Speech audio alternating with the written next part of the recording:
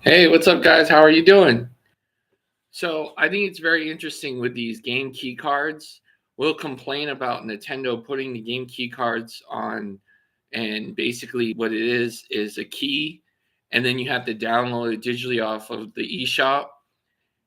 You would think because you download it off of the eShop that it would just automatically be added to your digital library, but it doesn't work that way. So if it gets lost, stolen, or broken, you have to rebuy it at the same exact price you bought it for, or you buy a used one off of someone at a lower price, because if they don't sell it at a loss, then they could just go to the store and get the same game key card that someone else is selling that was used. Funny enough, when I was in GameStop, I never think to look to see if there's any used game key cards for Switch 2. And I know that people do trade it in, but I just hate the game key card so much that I guess I never paid attention to see if they had any Switch 2 used games. And I love how when you say, "Oh, I hate the game key card, but Xbox and PlayStation does it." Who said we agree with that? I don't either. I don't like that either. Doom of Dark Ages, Spider-Man 2, they're all not physically on the disc, but we've gotten to a point where these games are so big that you have to put partial on the disc and then download the rest of it off of the servers. And I don't get why people be like, "Oh, why are you hating on the game key card?" I literally tell you why I don't like the game key card.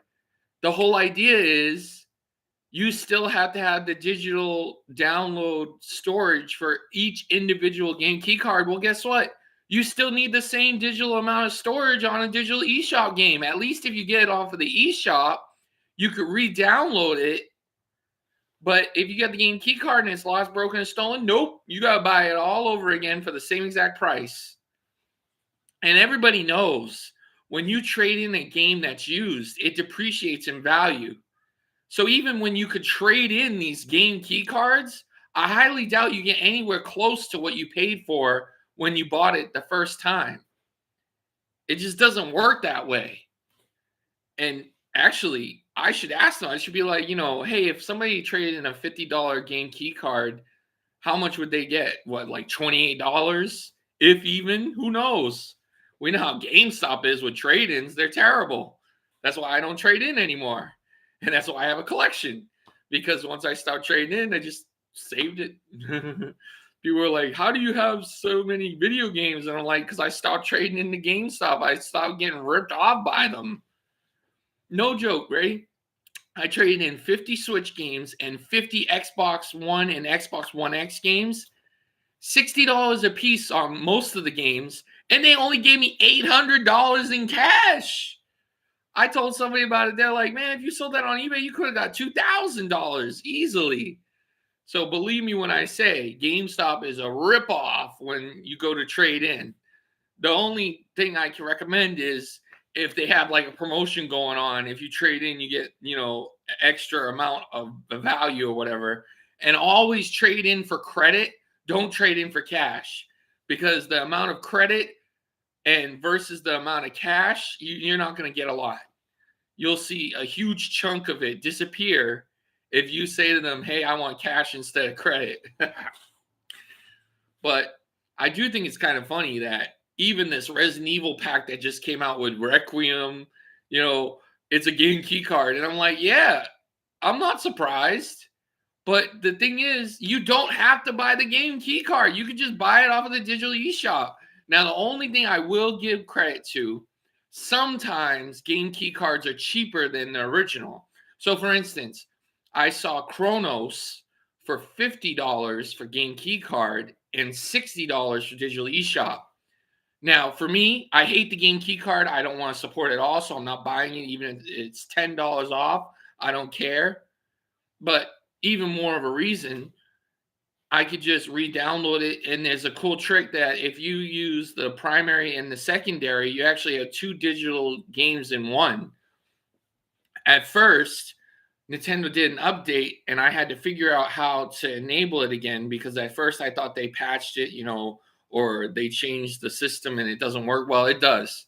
You just have to make sure you go into the license settings and you disable the license. And if you disable the license, then you can still do primary on airplane mode and then secondary on Wi-Fi, and you'll have two digital games. The only problem is if you try and do it for like an online game, that doesn't work. I think at some point it used to work, but it doesn't work anymore.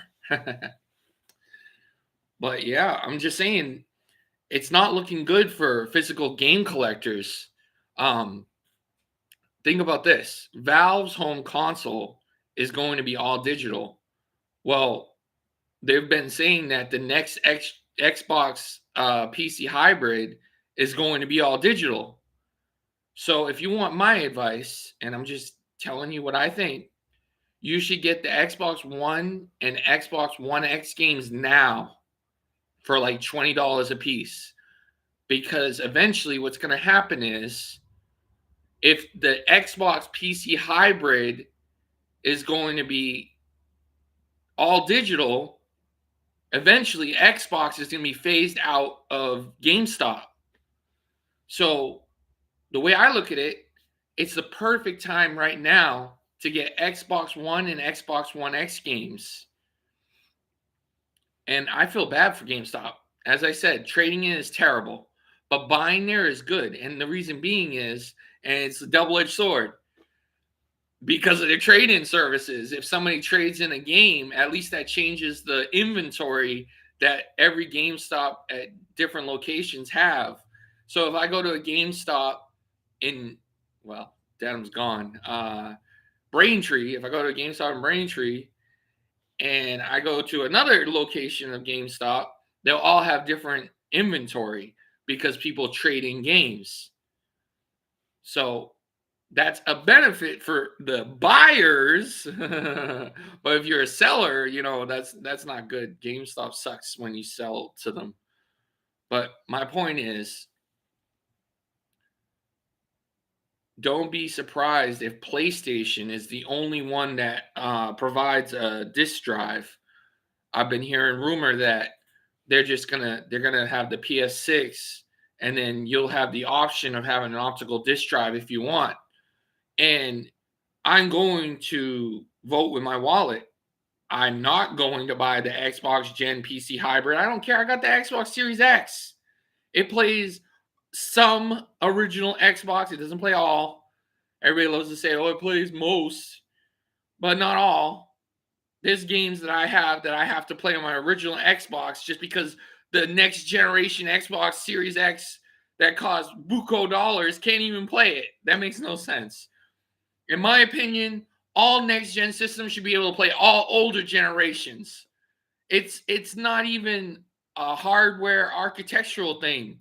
It's software, it's emulation. But anyway, that's another conversation. But like I was saying, right? At least with the Xbox Series X, you could play some original Xbox and some Xbox 360.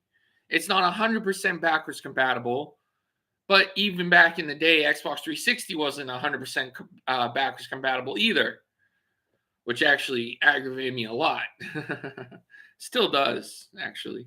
But anyway, my point is, physical game collecting is going bye-bye. It's getting phased out. I see it with these game key cards from Nintendo, with Xbox and PlayStation having partial games on the disc, and then you have to download the rest of it off of the servers. Yes, I understand. I understand Nintendo is not the only one making you, go all digital, okay? That doesn't mean I accept PlayStation or Xbox either. I don't. I don't like any of it. I'm a physical game collector. I want a physical game collection. And then I Google the game key card and they're like, oh, it's for collectors. No. Even the Japanese museum, I think it was Japanese, said that these aren't games. They're not.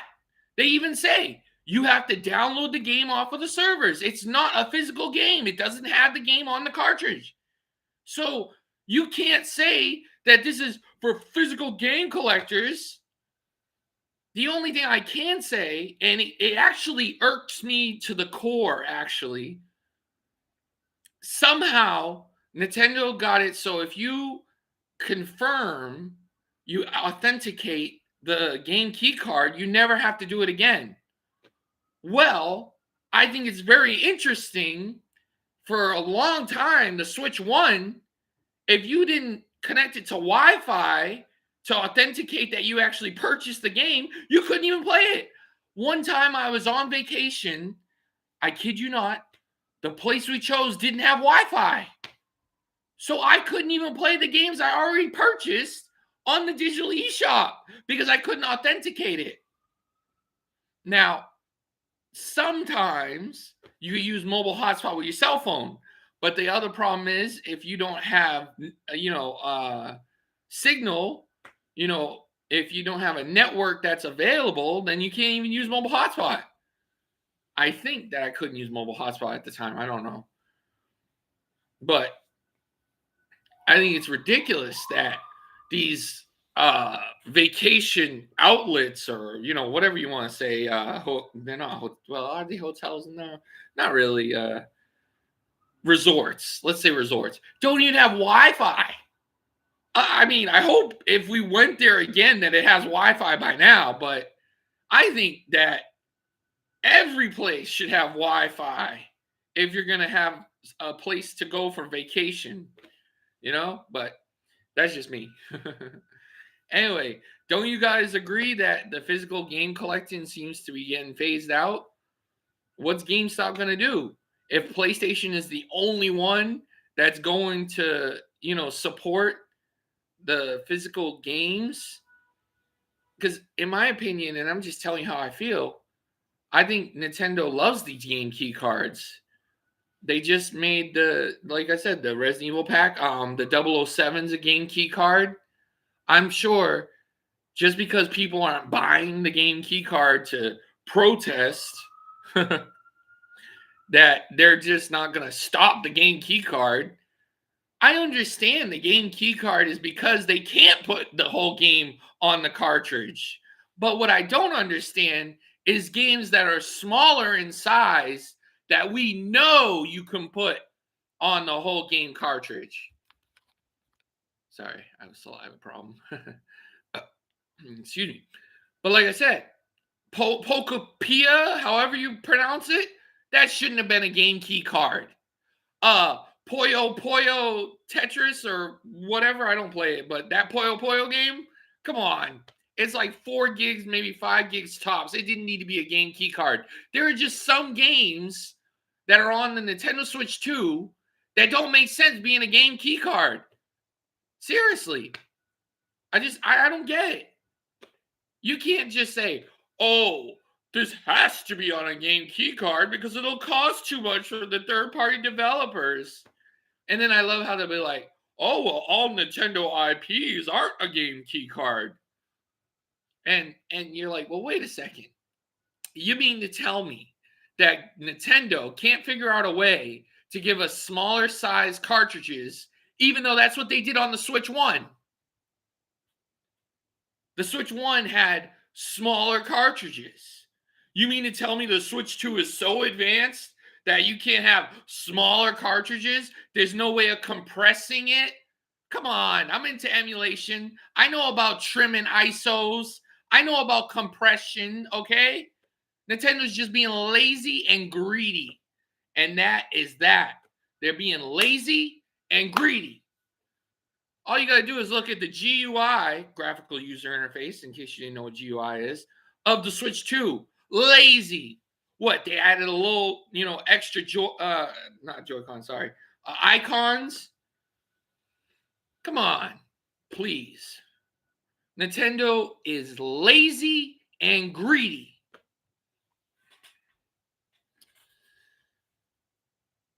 And,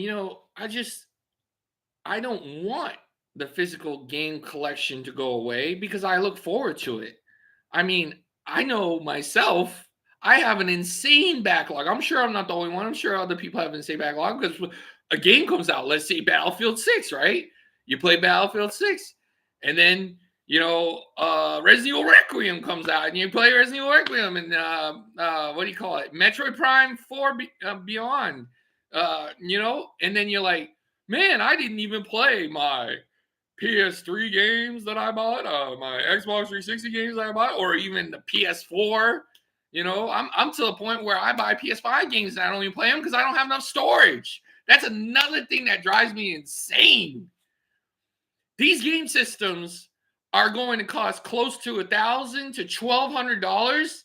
The hard drive space or solid state drive. Everybody's talking about solid state drive. Well, I'm old school. I'm still the hard drive. Okay, I don't got solid state drives. I still got external hard drives. I don't got solid state drives. But anyway, my point is, they better be 2 terabyte, 3 terabyte hard drive. Well, solid state drive, whatever you want. Hard drive, solid state drive. Maybe it's cheaper for a hard drive. I don't know. But my point is, the storage for these games is insane. Like Call of Duty could be like 150 gigs, right? So it gets to the point where you're like, man, I got to delete a game that obviously if I installed, I wanted to play. But if I want to play the most recent game, I got to delete something, maybe 2 games just to play this one game. It's insane. And that's the problem with no physical collection. If the game was on the disc, I wouldn't have to delete the games off of my hard drive.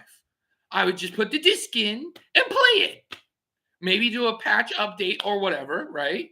But the game is on the disc, and I don't have to have additional space on my hard drive. I thought it was so stupid. I got Spider-Man 2 digitally, and then I bought Spider-Man 2 physically. I did not know that game wasn't physically on the disc completely. So I thought, oh, I'll delete Spider-Man 2 off of my hard drive and then just use the disc. Can't do that. So I was like, so what was the point of me buying the Spider-Man 2 physical disc then? It's ridiculous. I was so mad, man. I was so mad.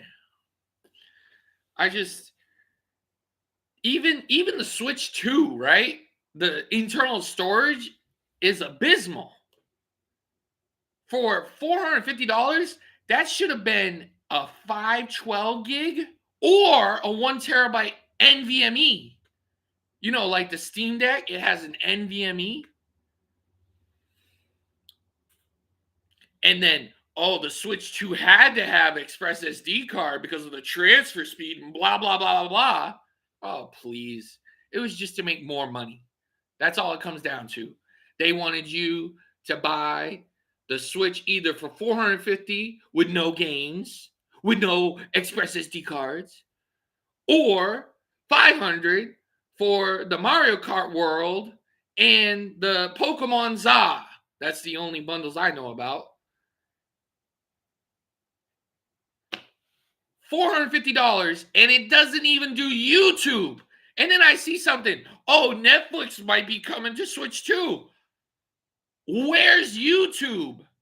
I don't care if you're going to say, oh, it's 2025. You can watch it on your TV. You can watch it on your phone. You can watch it on your tablet. I just paid $450 and it can't even do YouTube. Regardless if I can do this and that device on the YouTube. YouTube should have been on Switch 2, and they were just, I don't know. They can't figure it out. They're stupid, I guess. The whole idea is the Switch 1 can do YouTube. So how different is the Switch 2 in architecture or some stupid thing? If the stupid Switch 2 had an internet browser, I'm pretty sure YouTube would work. And the only reason why most of these game systems don't have an internet browser is because they're afraid of it getting hacked. And that's a fact. Hey, that rhymes. But no, even the Wii, you could take the Wii, and they had the GameCube. They took the GameCube out, and they had a mini Wii. Well, the mini Wii had an SD card. So you could hack it through the SD card. You didn't need the internet. But back in the day, the PSP, the PS3, they all had internet browsers, right? The Wii had an internet browser. And I think it's hilarious that they go through all this trouble, right? Because they don't want it to get hacked. And it gets hacked anyway. It gets hacked a different way. The best example is the 3DS. You could use QR codes to download the games off of the servers. They think that, giving us the ability of the internet browser is the only way it can get hacked. That's not the case. But I think it's ridiculous. Um, and another thing, I think a lot of people have been noticing your old devices don't connect to the internet anymore because WPA2, it's not WEP, the original. So now the modem's connection is basically too advanced for your older systems like the PSP or the DS to find an actual access point to connect to.